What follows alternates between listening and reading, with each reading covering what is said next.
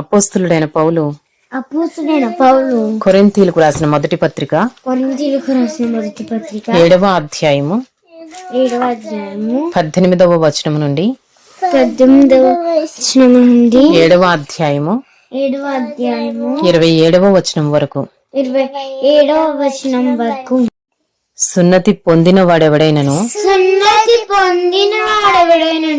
పిలువబడిన అతడు సున్నతి పోగొట్టుకొనవలదు. సున్నతి పొందని వాడెవడైనను పిలువబడిన సున్నతి పొందవలదు. దేవుని ఆజ్ఞలను అనుసరించుటయే ముఖ్యము గాని సున్నతి పొందిటయందు ఏమీ లేదు. సున్నతి పొందకపోవటయందు ఏమీ లేదు. ప్రతివాడు ఏ స్థితిలో పిలువబడెనో ఆ స్థితిలోనే ఉండవలెను.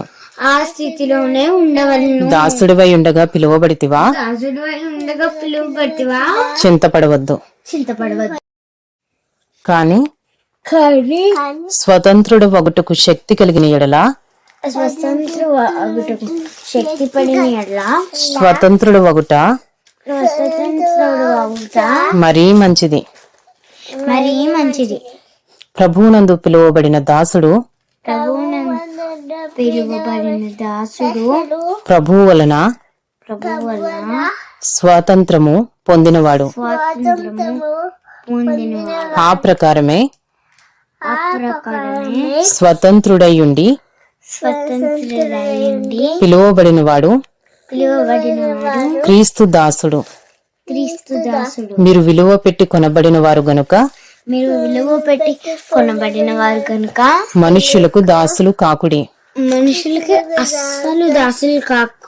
సహోదరులారా ప్రతి మనుషుడును ఏ స్థితిలో పిలువబడునో ఆ స్థితిలోనే దేవునితో సహవాసము కలిగి ఉండవలెను. కన్యకల విషయమై ప్రభువు యొక్క ఆజ్ఞ నేను పొందలేదు గాని నమ్మకమైన వాడనై ఉండుటకు ప్రభువు వలన కనికరము పొందిన వాడనై నా తాత్పర్యము చెప్పుచున్నాను. ఇప్పటి ఇబ్బందిని బట్టి పురుషుడు తానున్న స్థితిలోనే ఉండుట మేలని తలంచుచున్నాను. భార్యకు బద్ధుడివై ఉంటివా, విడుదల కోరవద్దు. భార్య లేక విడిగా ఉంటివా, వివాహము కోరవద్దు. అపోస్తలుడైన పౌలు కొరింథీయులకు రాసిన మొదటి పత్రిక 7వ అధ్యాయము 28వ వచనం నుండి 7వ అధ్యాయము 37వ వచనం వరకు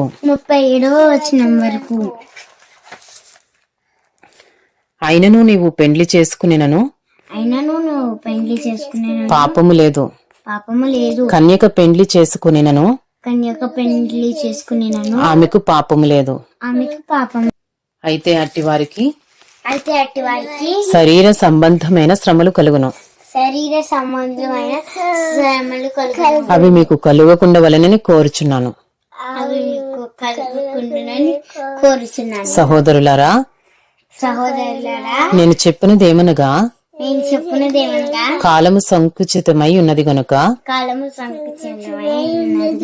ఇక మీదట భార్యలు కలిగిన వారు భార్యలు లేనట్టును,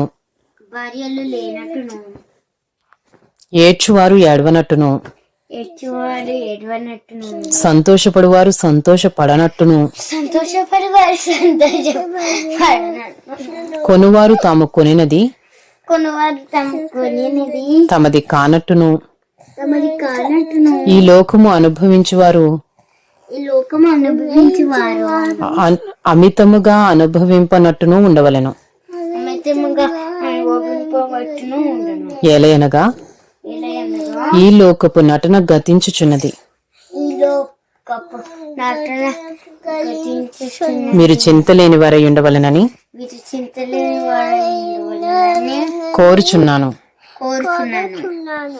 పెండ్లి కానివాడు పెళ్లి కానివాడు ప్రభువును ప్రభువును ఎలాగూ సంతోష పెట్టగలనని ఇలాగూ సంతోషపెట్టగలనని ప్రభువు విషయమైన కార్యములను గూర్చి ప్రభువు విషయమైన కార్యములను గూర్చి చింతించుచున్నాడు. చింతించుచున్నాడు. పెండ్లి అయిన వాడు పెళ్లి అయిన వాడు భార్యను ఎలాగూ సంతోష పెట్టగలనని భార్యను ఎలాగూ సంతోషపెట్టగలనని లోక విషయమైన వాటిని గూర్చి చింతించుచున్నాడు. లోక విషయమైన వాటిని గురించి చింతించు. అటువలనే పెండ్లి కాని స్త్రీయు పెళ్లి కాని స్త్రీయు కన్యకయు కన్యకులు తాము శరీరమందును తమ శరీరమందును ఆత్మయందును పవిత్రురాండ్రయుండుటకు పవిత్రురాండ్రై ఉండుటకు ప్రభువు విషయమైన కార్యములను గూర్చి ప్రభు విషయమైన కార్యములను గూర్చి చింతించుచుందురు గాని చింతించుచుందురు గాని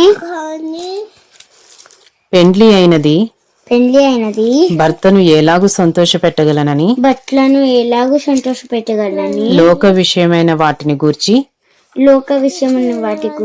చింతించుచున్నది.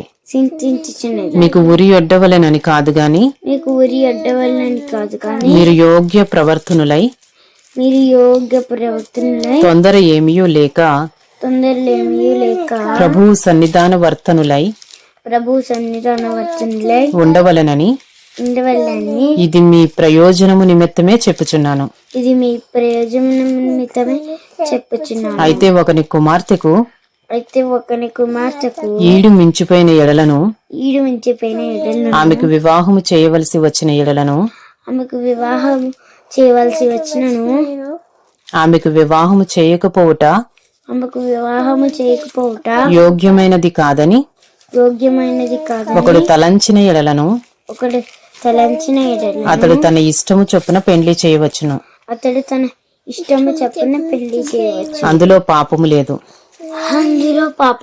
ఆమె పెండ్లి చేసుకునవచ్చును. ఎవడైనను తన కుమార్తెకు పెండ్లి చేయని అవసరం లేకయుండి అతడు స్థిర చిత్తుడును తన ఇష్ట ప్రకారము జరుప శక్తి గలవాడునై